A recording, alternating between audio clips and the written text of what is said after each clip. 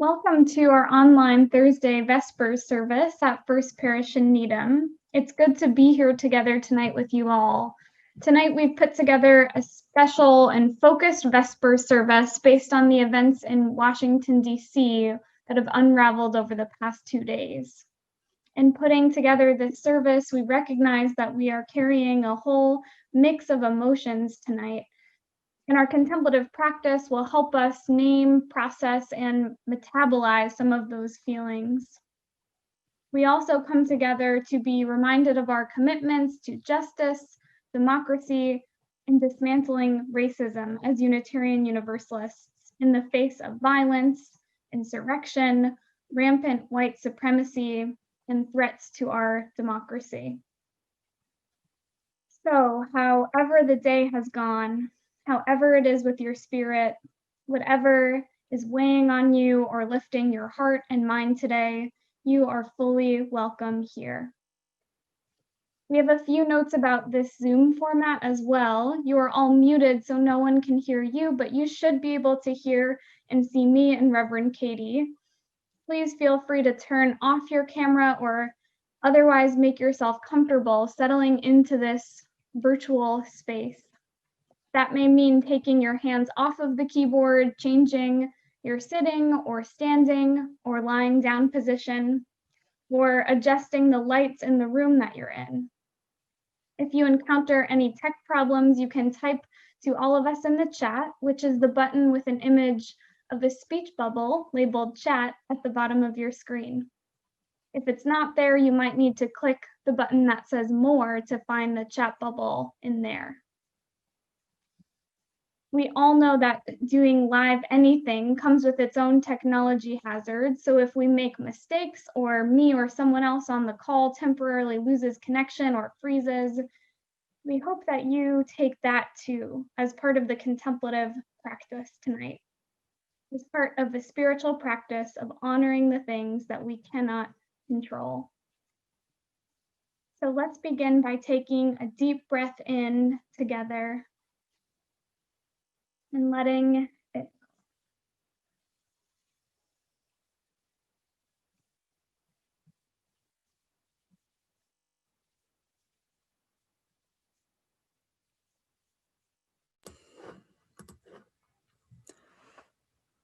Welcome to Vespers. Vespers is one of the traditional monastic prayers of the hours, daily prayers that start with matins around 2 a.m. and end with compline just before bedtime. Vespers is the evening prayer around sunset, a time for reflecting with gratitude on the day and unwinding into a more contemplative mindset. While we are all physically separated, we are going to gather every Thursday night to take time for a few different forms of contemplative practice. Each week will be a little different, with rotating leadership from myself and Jenna and Helen Lane and Rebecca Keller-Scholl, but there will always be a chalice lighting, some centering music, and a chance for some reflection. You are encouraged to use a journal to continue your contemplative practice after the Vespers service has ended, and you should also feel free to write to us if you'd like links to any of the readings or the music. For now, let's listen to a bit of music to center ourselves. Our Unitarian Universalist hymn, Peace Like a River, taught and played by Euro-American music director at Arlington Street Church in Boston, Mark David Buckles.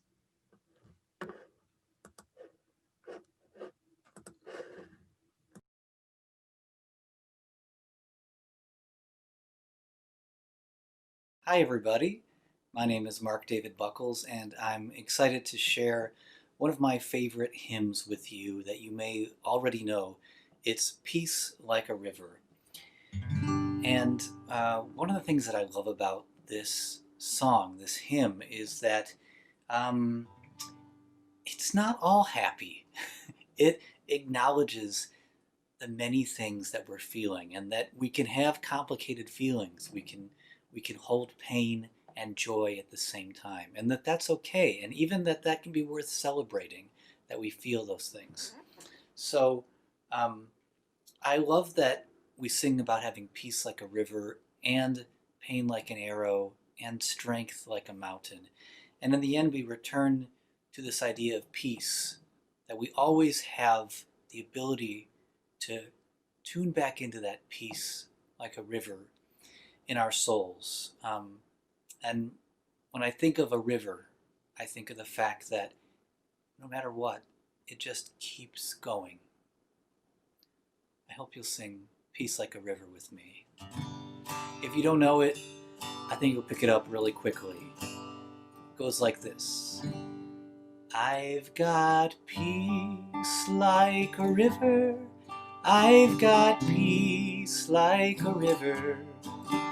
I've got peace like a river in my soul. I've got peace like a river. I've got peace like a river. I've got peace like a river in my soul. I've got joy like a fountain. I've got joy like a fountain. I've got joy like a fountain. I've got joy like a fountain in my soul. I've got joy like a fountain. I've got joy like a fountain. I've got joy like a fountain in my soul. I've got love like an ocean. I've got love like an ocean. I've got love like an ocean. I've got love like an ocean in my soul.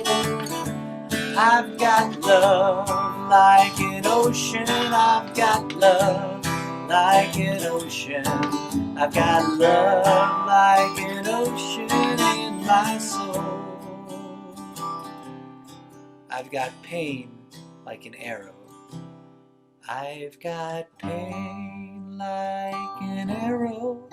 I've got pain like an arrow.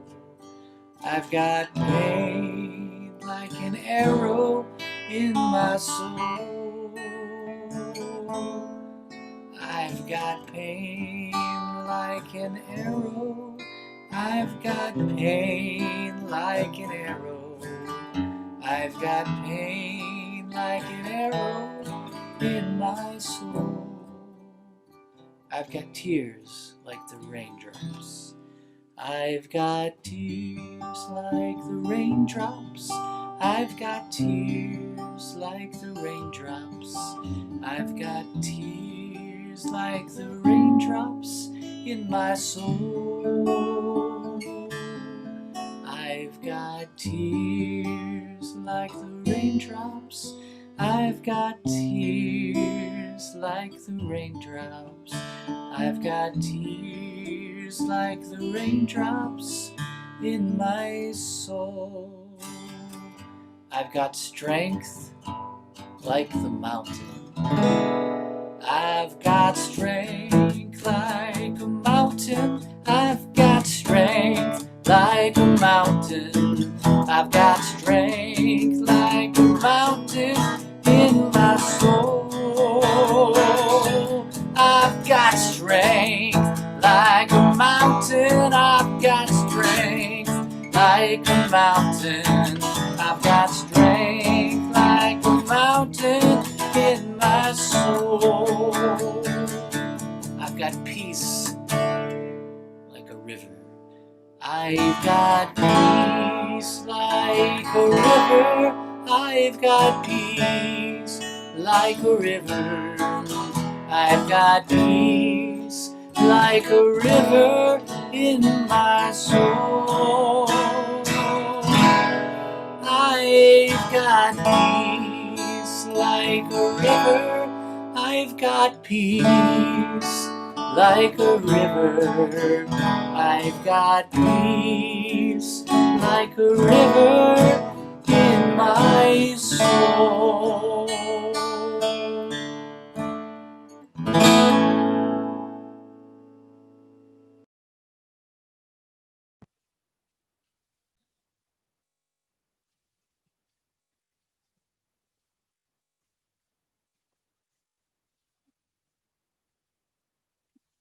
We light our chalice, symbol of our Unitarian Universalist faith, with words from Chinese-American speaker and activist Nicole Lim, a prayer called for liberation from her book, Liberation is Here, Women Uncovering Hope in a Broken World.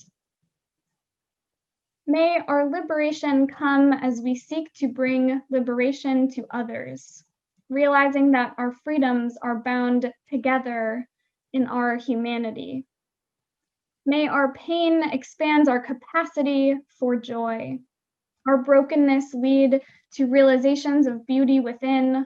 Our despair challenge us to cling to hope, and our suffering invite us to love. May we realize that God's presence is found in the voices of the oppressed among us. May we learn to love ourselves as we love the oppressed in our world, inviting us into an experience of liberation that is nearer to us than ever before.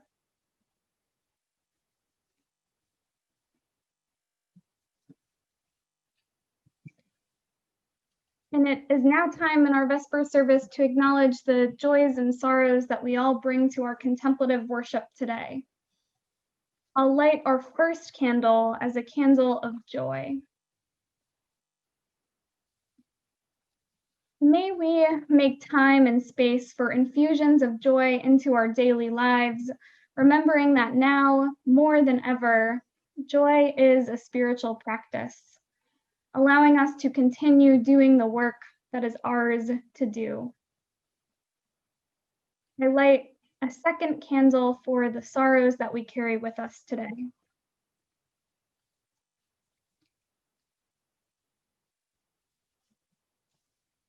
May we have the courage to reach out to others, to hold them in their sorrows, and to reach out to others to have a safe place to lay down our own.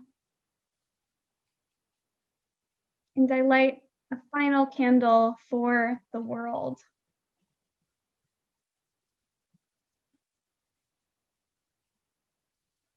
That in the end, democracy wins over authoritarianism, a spirit of justice wins over a spirit of entitlement, and love wins over hate. Let us take a quiet moment with the ringing of the singing bowl to reflect on the joys and sorrows that we carry in our hearts today.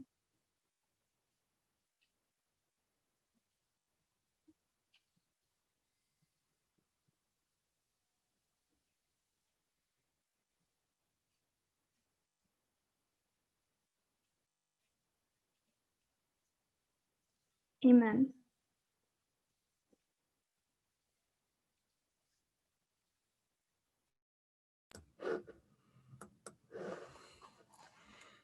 Our reading this evening comes from modern Black scholar and poet Dr. Elizabeth Alexander. It's called Praise Song for the Day, written for President Obama's inauguration. Each day we go about our business, journeying past each other, catching each other's eyes or not, about to speak or speaking. All about us is noise, all about us is noise and bramble, thorn and din, each one of our ancestors on our tongues. Someone is stitching up a hem, darning a hole in a uniform, patching a tire, repairing things in need of repair. Someone is trying to make music somewhere with a pair of wooden spoons on an oil drum, with cello, boombox, harmonica, voice. A woman and her son wait for the bus. A farmer considers the changing sky. A teacher says, "Take out your pencils. Begin." We encounter each other in words, words spiny or smooth, whispered or declaimed, words to consider, reconsider. We cross dirt roads and highways that mark the will of someone and then others who said, "I need to see what's on the other side. I know there's something better down the road. We need to find a place where we are safe. We journey into that which we cannot yet see. Say it plain, that many have died for this day. Sing the names of the dead who brought us here, who laid the train tracks, raised the bridges, picked the cotton and the lettuce, built brick by brick, the glittering edifices that they would then keep clean and work inside of. Praise song for struggle, praise song for the day, praise song for every hand-lettered sign, the figuring it out at kitchen tables. Some live by love thy neighbor as thyself, others by first do no harm and take no more than you need. But what if the mightiest word is love? Love beyond marital, filial, national, love that casts a widening pool of light, love with no need to preempt grievance. In today's sharp sparkle, this winter air, anything can be made, any sentence begun. On the brink, on the brim, on the cusp. Praise song for going forward in that light. Here ends our reading.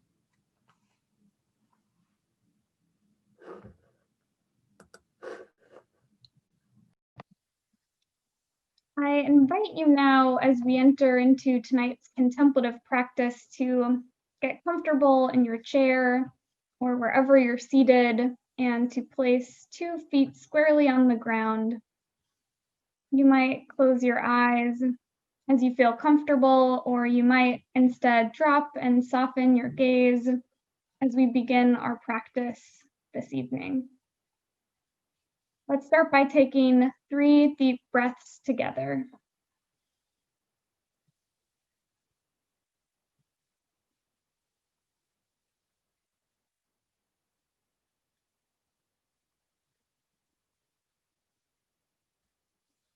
More and more, the neurobiology and trauma studies research shows that emotions aren't just mental states disconnected from our bodies, but that they actually lodge themselves in our bodies. That when we feel stressed, the stress doesn't often come and go without our intentional awareness, but that we have to, through body practices, breathing, and mindfulness, complete the stress cycle. So let's take a moment together to locate whatever we're carrying today, whether it's fear or anxiety, to locate that in our bodies and try to work through or metabolize some of these emotions together.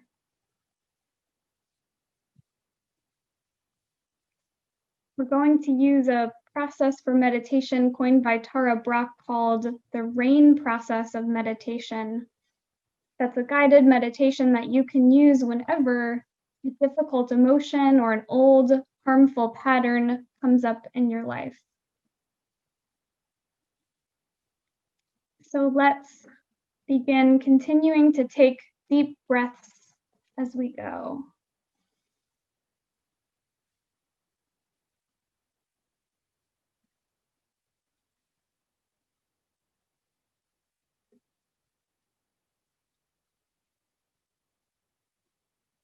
This week has been full of stressors, which might have kicked up just a cocktail of different emotions. So let's take inventory of what it is that we're carrying in our bodies in this present moment.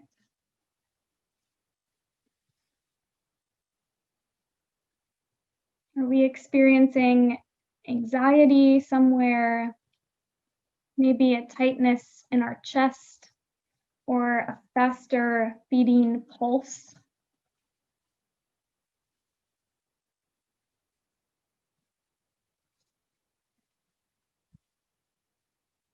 Are we experiencing fear or despair? Maybe that's found in the pit of our stomach. Maybe we even feel it behind the muscles in our face. When we do a scan of our body, is there anywhere else that fear is living in us right now?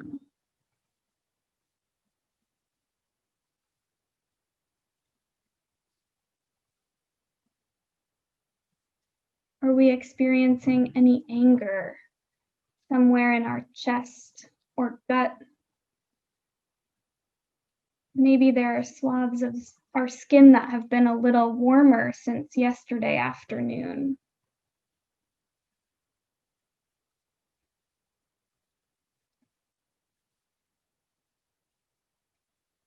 And as we continue scanning our body, is there any other emotion that's hiding out somewhere? Maybe judgment or guilt. Maybe some peace. Maybe spiritual exhaustion.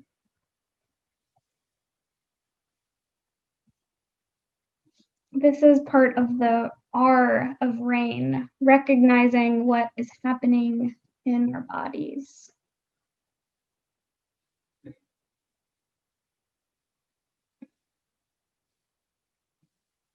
When Tara Brach leads this meditation, he says, once you've recognized what's there, you move on to the A.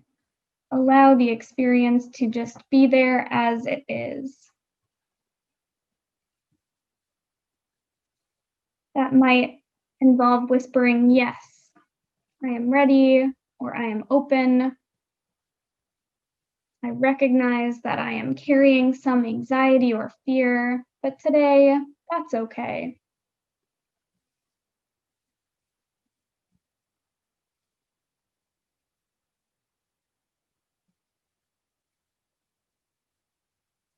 Continue as you allow what is there to be there, to keep your attention on those parts of your body where you find those emotions and returning to your breath.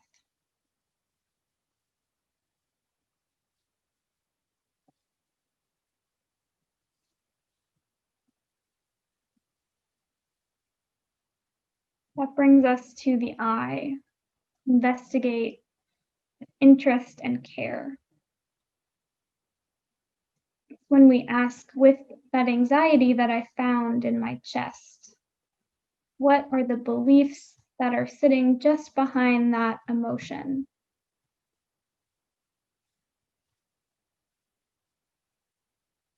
What am I believing about the world, about the future, about myself?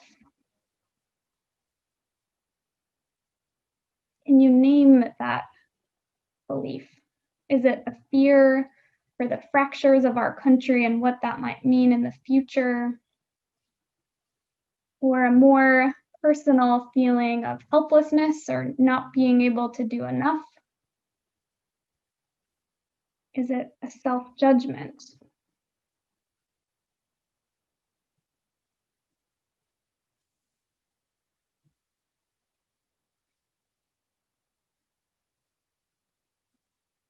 Notice what happens in your body when you name those beliefs to yourself. That's all part of the I. Investigate. Which brings us to N. Nurture with self-compassion.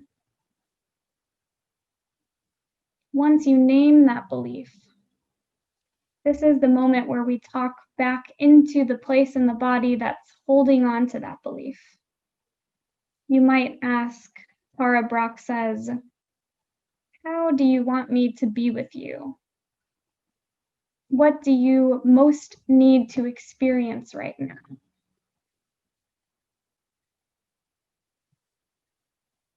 Is it understanding? A place free of judgment? The assurance that you are not alone. You don't have to do this alone. Or a reminder that you are enough, just as you are.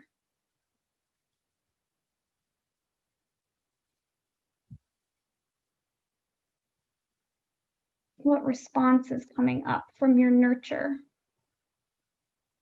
Maybe from here you take on some kind of posture that symbolizes your loving presence to that need. Maybe you put your hands over your hearts. or your open palms facing up on your knees.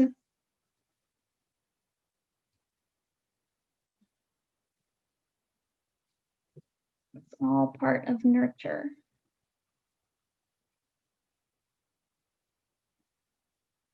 How are you responding to that belief? And with the ringing of the singing bowl, I invite you one more time to give close attention to the clarity or the self-nurture that you found in our meditation tonight, and to consider what it would be like if you carried that with you the rest of the week. And then let's slowly come back into the space together.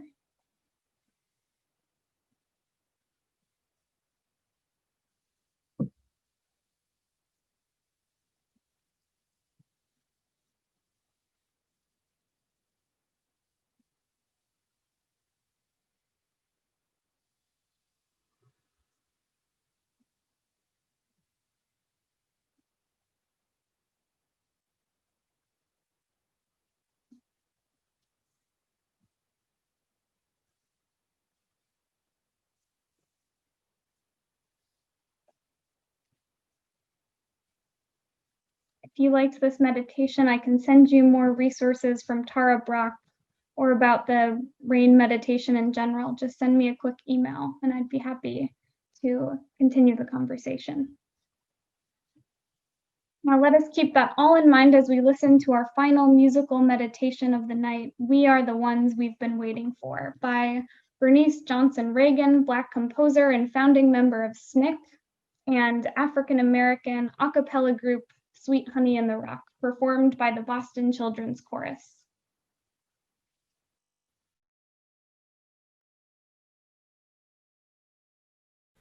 We are the ones, we are the ones, we've been waiting. We are the ones, we are the ones, we've been waiting.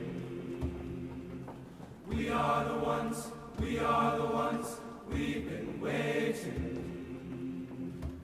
We are the ones, we are the ones, we've been waiting. We are the ones, we are the ones, we've been waiting. We are the ones, we are the ones, we've been waiting. We are the ones, we are the ones, we've been waiting. We are the ones, we are the ones, we've been waiting. We are the ones, we are the ones, we've been waiting. We are the ones, we are the ones, we've been waiting. We are the ones, we are the ones, we've been waiting. We are the ones, we are the ones, we've been waiting. We are the ones, we are the ones, we've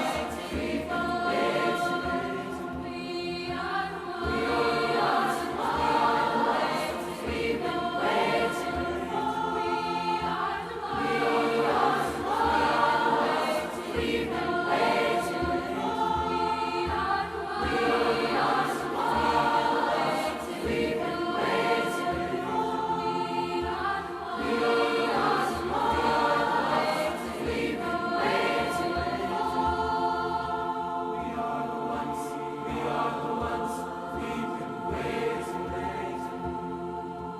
We are the ones, we've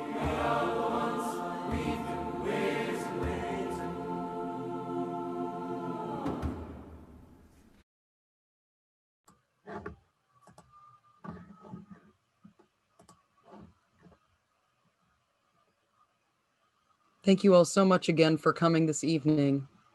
We invite you to take Thursday nights to quiet your mind and spirit by joining us again in the coming weeks, as we honor that it might be true that we require even more spiritual practice, joy, and connection to sustain us during this time of physical distancing. We hope that you take the spirit of this half hour with you as we say goodbye, remembering Eddie Hilsum's words that the more peace there is in us, the more peace there will be in our troubled world. Our closing words this evening are from Euro-American UU Minister and Organizing Strategy Director of the National UUA, Reverend Ashley Horan, written for the National UU the Vote community.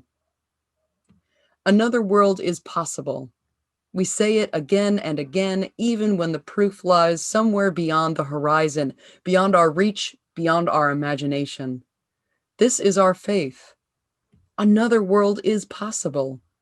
Not somewhere else. Another world, another lifetime, here and now, for us and for all. Another world is possible. There is no single path toward that world, no one strategy or approach that will restore, balance, heal brokenness, sow wholeness, free creation. There are many routes toward liberation, toward freedom, but the abundance of options does not absolve us of the responsibility of acting. Another world is possible. The call, the duty of each moment in history is to discern, who are we? And what can we bring with humility, integrity, and faith? What is the context and how can we address it with agility, resilience, and skill? What is the vision and how can we realize it with accountability, relationship, and joy? Another world is possible. In this time of despair, of fear, of collapse, this time that is both like every other era and like no other time in history, it is audacious to declare our faith and to commit our work to a world that is more free, more just, more whole. But we are an audacious people in good company with many kin, and we are ready to show up and work hard and stay humble, and make friends, and hold the vision. Starting here, starting now, today, with us, and persevering however long it takes, until that other world is not only possible, but that another world is here. Remember that your staff and friends at First Parish are here for you and are committed to defending our democracy, resisting racism, and resisting violence in the long haul. You can reach out to us, myself and Jenna, or the pastoral care team if you need spiritual support during this stressful week. We will play a postlude to close our service. We know we're already a few minutes over, but if you'd like to listen to this, it's called So Much, and it's performed by the love-led virtual choir. You are welcome to log off at any point during the postlude, and we will close the Zoom room after the postlude is finished. Have a peaceful, blessed evening. Amen.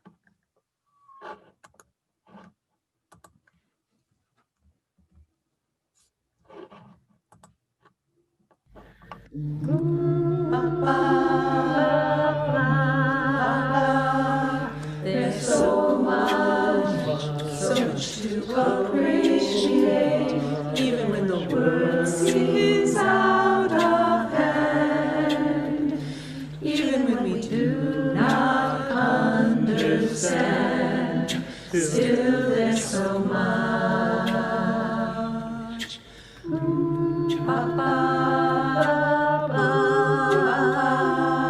There's so much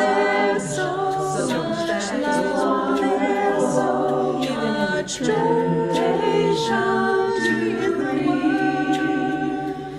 Let us take a moment, so much just to the end, and recognize there's so much.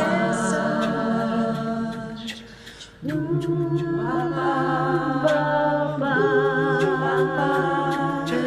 so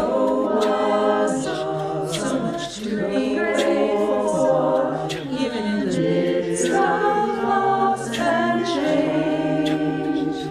There's a chance that something new begins, and don't you want that so much? I know we need it so much.